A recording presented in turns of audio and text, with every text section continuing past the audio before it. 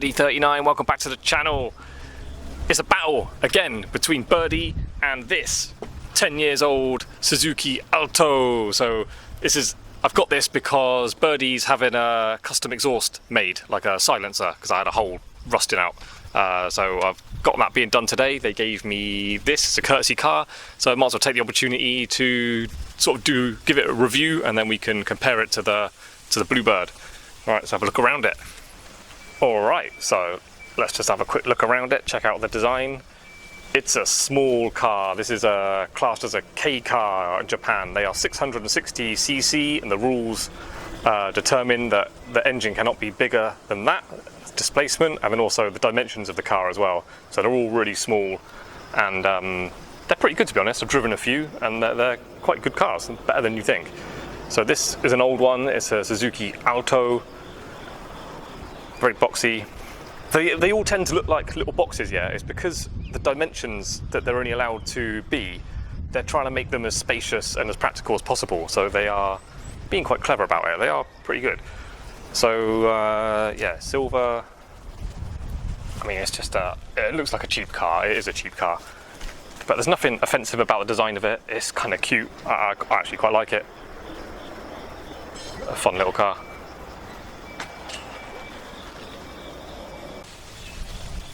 So let's check out the inside. Initial impressions, very creamy and beigey. These cars tend to be driven by elderly people out here in Japan, is what I've noticed. Automatic, very basic. A lot of chunky plastic pieces, TV screen in the middle. I don't know why Japanese people love TVs in their car. I literally would never watch one, even if I had. I mean, it's quite uninspiring. There's nothing really, like, I'm having difficulty thinking of anything to say. Back seat's just like a flat bench. This car's reminded me of my Mark 1 Golf, you know, dimensions, just seeing how basic it is. That's like a 40-year-old car now. It's like if cars hadn't moved on for 40 years, this is what they'd look like. All right, so let's get to know the car a little bit more. Let's get in it. Right, so the seats, yeah, they feel like very flat, basic shape seats with a layer of sponge on. That's what they feel like. There's sort of nothing wrong with them, but they don't feel special at all. Yeah, no, not special. And also the driving position, I don't like it because my legs are quite bent, yeah, like my feet are overly close to the pedals. But I can't adjust the seat back anymore because my arms are sort of already a bit too straight, to be honest. So a little bit odd driving position. Okay, so let's put the key in. What I do not like, a little feature characteristic of this car. You put the key in and it just does that. It's like a warning sign, so you don't forget it when you're getting out of the car. That's annoying to me already. You can see it turns off when I turn the ignition on. Very basic cluster. Only the speedo and fuel is the only kind of gauge I've got. And a gear selector. This car doesn't sound great from idle, but it has got a bit of a throaty note to it when you get on the gas. Inside, this temperature, fan, power, direction, weather, air conditioning. What's that? Backlight, very, very basic. Glove box, what's that? Very narrow. These cars are narrow, yeah, they don't give you much in the way of door pockets. You can't put a drink in there. What else we got? Oh, we got drinks holder here, how does that work? Okay. Little pocket there. Oh, electric mirrors, well done. It's quite fancy, isn't it? We have got electric rear windows, which I was quite impressed by. And I don't know, the car's so narrow, look, I can just reach across easily, just touch the side there. Very small car. Okay, so there's one thing that did actually really impress me about this car, and that was its turning circle. It's such a tight radius. I've never driven a car with as tight a turning circle as this. So I've got it parked there facing forward. I'll just come out a bit and then try and turn it around and face the wall so you can just see how tight it is for yourself.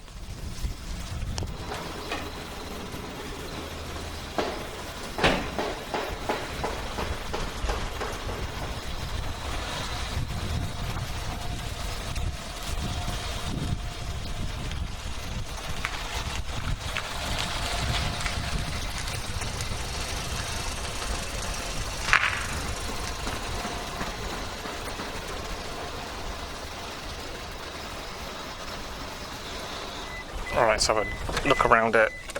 Take the keys out. Do you know, I'm more likely to lose my key just from ripping it out and throwing them somewhere to get rid of that beeping noise. So let's have a look around it. Check out Practicality. Back seats. It's alright, you know, there's nothing wrong with it, but if someone's got their seat back like a front passenger might do, not a lot of space in the back here. In the back, hatch.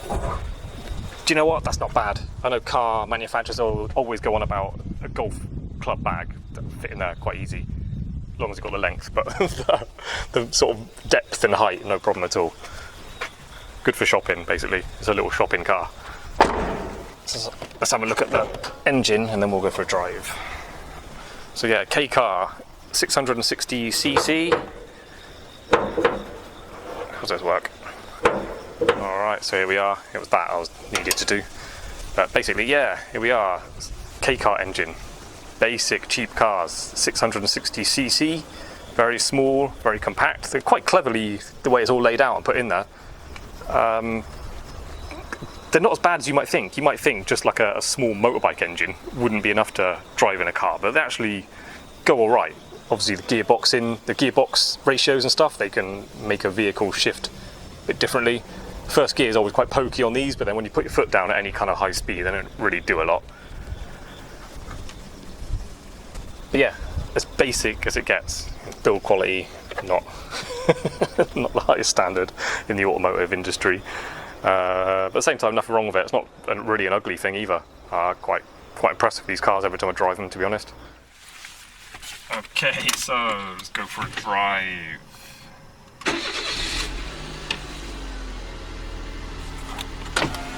Do the window up. Electric windows, luxury, man. Birdy. Birdy's going to lose on that in the comparison. Reverse, there we go. Right. Go for a drive. First impressions, these mirrors are really good, yeah. Very practical car. Can see loads in the mirrors. Visibility is very good all around. Turning circle makes me laugh. It's like you just steer a little bit and the car goes, whoa! It makes it really good fun to drive. Right, so let's go. Mirrors, mirrors, signal, maneuver. I'm gonna have to hold on to the camera because it's just gonna fall over otherwise. Right, so residential areas. This car has proved itself really good, yeah. I've taken the kids to school, picked them up. I've taken to the after-school tutoring. I've been to the supermarket. I've only had the car like 24 hours. Really good around town, like ideal. Just having a small car, this recipe is so good. Like having a small car, really light, you don't need much power in the engine to get performance out of it. The steering, I keep going on about it. It just impresses me so much the way it turns. Over the bumps, the suspension's quite high, quite hard. Maybe like a more of a deeper profile on the tyres would make it feel a bit nicer to drive. Yep. Wait for this guy. Alright. Visibility is so good in this car. I'm really enjoying driving it, to be honest. And also, like they've done something to this car. It's faster than my wife's car, but it's the same size engine. It's so much faster. But do you know what? This is a courtesy car from Baseline Customs. They're a custom car company, and Birdy has gone there because Nissan wanted to charge me the equivalent of about £500 just for the back box of my exhaust, but they're the only place I could find that would work on it. So I ended up reaching out to this custom car place. I thought I can get an exhaust like fabricated cheaper than that, so that's what I've done. They are getting an exhaust from the Toyota AE86, you know, the initial D1. That back box is going on my car with a 60mm tailpipe, so I like the look of that, so they're doing that for me. But yeah, what was I on about? I was talking about them being a custom car place, so it wouldn't surprise me if they have tuned this car up a little bit. It sounds a bit raspy, and I'll show you now. I'm just going across some traffic lights and get a bit distance from that car in front. Okay, go. Just turn into a bank, perfect. So I'll stop now, yeah. It just picks up and goes. Just the kick down is really effective. So yeah, basically, apart from the driving position, which I mentioned, like the pedals are too close to the steering wheel, so my legs are bent but my arms are straight, is really odd. Apart from that, I haven't really got many complaints about this car. Visibility is good, steering is good, the brakes, not much feel, but you have to push the pedal quite hard, but they do work quite well, but you have to really stamp on the pedal. Acceleration, I'm impressed with. Steering, not much feel, but the amount you steer it's not overly light like a lot of cars like this, so that's good, but there's not much feel through it. And it's shocking how much the car turns for how little you steer the wheel. So a real kind of benefit for fun there. The car is lightweight. The car is lightweight, and it's cheap and flimsy, so there's no like sound deadening in it. If there is, it's not very effective. It's a characteristic that makes the car fun that's lost in modern cars. They're just so heavy, they're all padded, they're all full of gadgets. This doesn't have that. Basic cars are the way to go. It's not fast, like I haven't done the times or anything. I went out last night doing the accelerating. The figures are not going to be impressive really, but it felt fun to do that. So basically, I'm quite impressed. Okay, I am oiling. Let me open the window a bit. So, yeah, I like this car. It's a bit dorky looking. I kind of like the looks, but it's a bit funny looking. And the interior as well is a bit kind of nerdy looking. But it's all functional, everything works fine. You can see all the clusters clearly. Everything's easy to reach, got basic controls, there's no problem with it really. And it's fun to drive, it's lightweight, got quite a bit of poke. Like, I do think that the tuning company have done something to it. It's like been decatted or something, because the exhaust note is much more raspy than usual. Going like 30 or 40 kilometers an hour, you just put your foot down a little bit, kicks down and really shoves quite hard. I reckon it's like the gearing changed or something, I don't know. It's unusual for a K car to pull as hard as this one. And but yeah, it's fun to drive. The steering stuff, visibility's all good. I don't really have any complaints with this one, so Birdy has got to work hard to beat this one, I think. Anyway, basically I just pulled over because I want to do a speed test in this car, and being a K car, I don't know if I'm going to get up to 100 kilometers an hour on the road that I've got available here. No traffic now, it's late, it's like 10:30 at night, and if I can't, I may just go from 40 to 80. But I'll have a go at 50 to 100. It'd be nice if I can do it.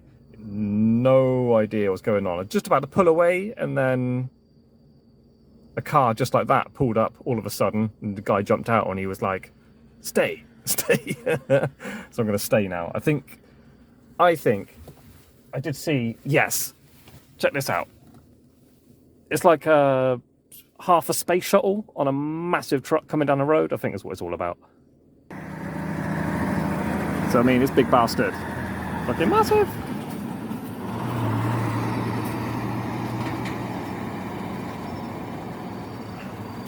Right, so that's interesting. Hopefully I can go when they're out of the way now.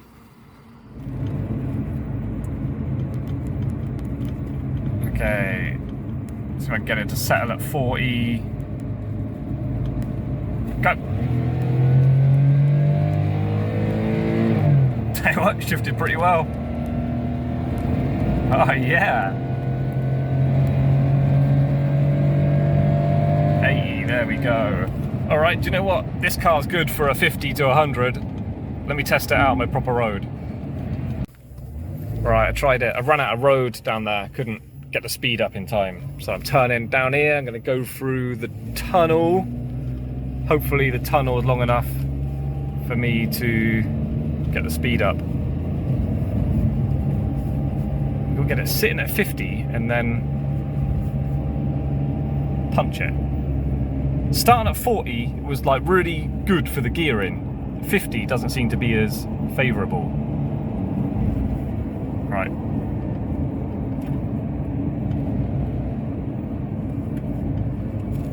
There you go. Come on.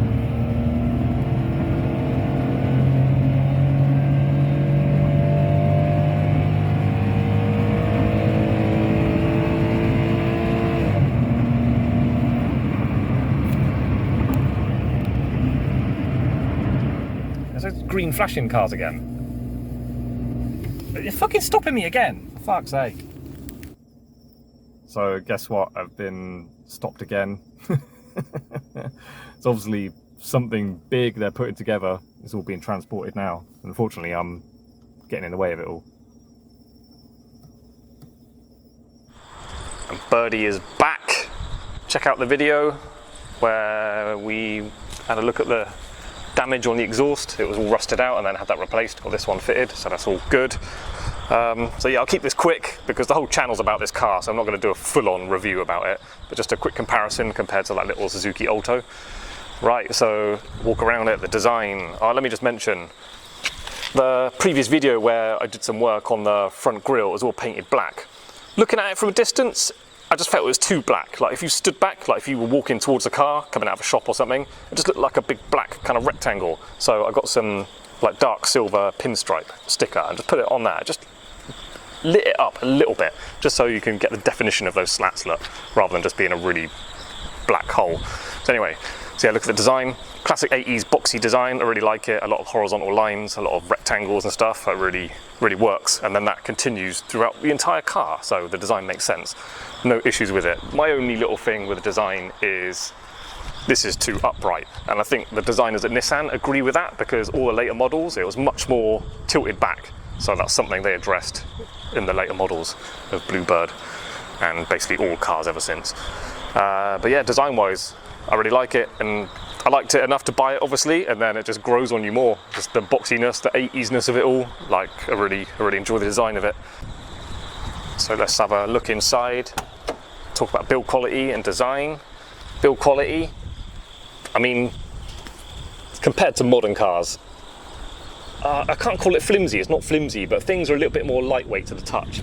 You know, things like that, that's like plastic. I don't know, the material, I mean, that dash is pretty good, but things like that, you can see that's actually broken. They're a bit too flimsy and didn't stand the test of time. The other one's all right, but this one is broken. Modern cars, they strengthen things up a bit, and materials have got better. Let me show you from the back. So yeah, the doors feel a bit thin and light compared to modern cars, but there's nothing wrong with them. They work fine and they're all right. So yeah, the dash, like classic, a lot of straight flat panels, but there's nothing wrong with it. I like it. If there was more modern equipment there and a more modern like gear stick, it would look good in a modern car. I don't have any problems with it at all. The steering wheel does look upside down to me though, something I will be changing in the future. But again, nothing wrong with it. There's no complaints about the inside design. Now that Suzuki Alto had very flat feeling cheap seats with just a layer of sponge on. These are a massive upgrade, they're much better. And when I first got in the Bluebird after dropping off that Suzuki, it felt like stepping into like some VIP luxury sedan. Like a huge upgrade compared to that Suzuki inside. A really nice car. Again, talked about the design of the interior controls and stuff. Much nicer for the like distance of my arms and feet on the pedals and stuff. Really nice to actually drive this car in the position you are. Something I mentioned before, my only complaint is the lower back support of the seat. The design's a little bit wrong. I could do with a little bit more support, like not necessarily like a different shape, it just needs to be stiffer. It's too soft there at the lower back. So I'd imagine on a long journey, your back will start to sort of do this and you'll be hunched over and it will give you bad back over a long journey. So back seats, a very beautiful feeling, soft velour kind of material. And obviously I don't think the back seats have been used that much the life of this car. Considering it's 36 years old, they're pretty much perfect. They're just a bit dirty now because my kids get in and jump all over them. But yeah, really nice to sit in and about as much space as you'd expect for this size car, a small 4-seater car. The rear parcel shelf, let me just mention, I upgraded it from the crappy Nissan one that was all like sun damaged and stuff. I took the plastic speaker covers off and then I wrapped the wood piece that was in here. I wrapped it in like a speaker cloth. So that's done, and then my kids were picking that sticker and then put bits all over it, so I've got to hoover that up. But that was a definite upgrade. That looks much more smart now in the back of the car. I took these pieces off because my stereo is just shaking the car to bits. I've got another rattle on the dash I've got to fix as well. So let's have a quick look at the engine. If you're new to the channel and you're interested in this car, that's what the engine looks like. This is a 1.6. This is like the most basic model, the 1.6 LX, the real basic one of the U11 shaped Bluebird. They go right up to 2-litre turbo. Yeah, this is the basic one, but performance of it is not bad compared to like a modern 1.6. This is going to be faster, I think, just because it's light. There's nothing in it. There's no like safety features or like loads of sound deadening and loads of like just unnecessary equipment. So yeah, the performance is not bad. We'll go out for a bit of a speed run later.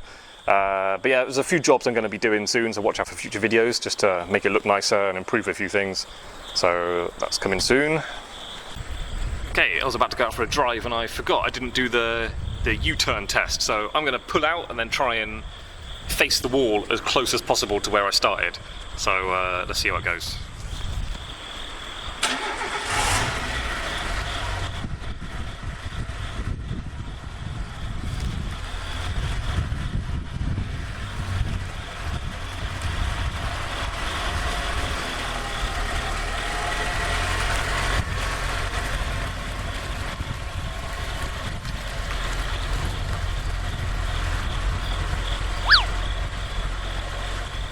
I'll keep this short and sweet because I've already done this.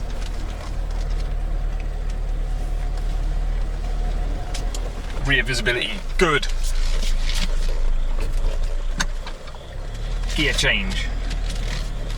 Very springy and notchy, but difficult to get into gear for some reason. Smooth, suspension's nice.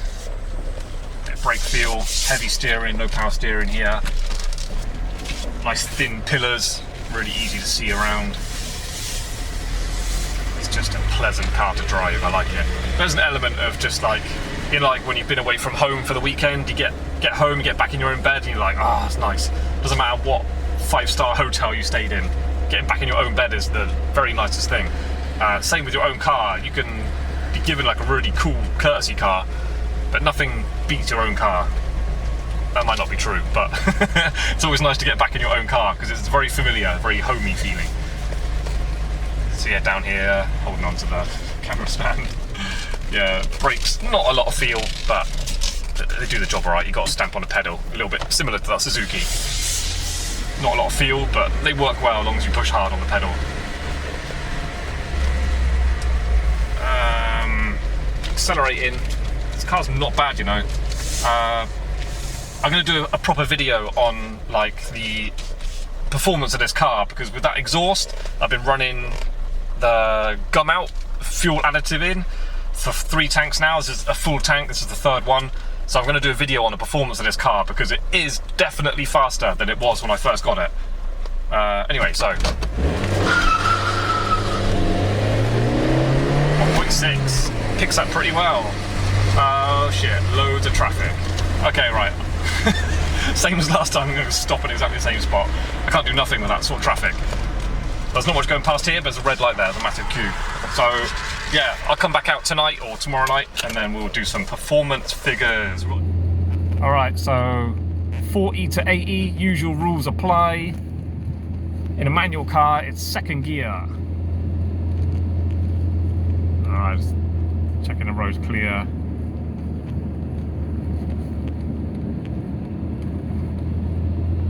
Okay,